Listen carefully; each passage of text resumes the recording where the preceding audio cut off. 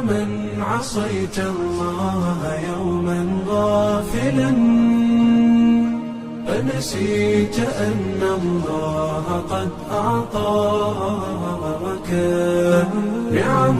عليك كثيرة لو صنتها لأطعت خالقك الذي رباك لأطعت خالقك الذي رباك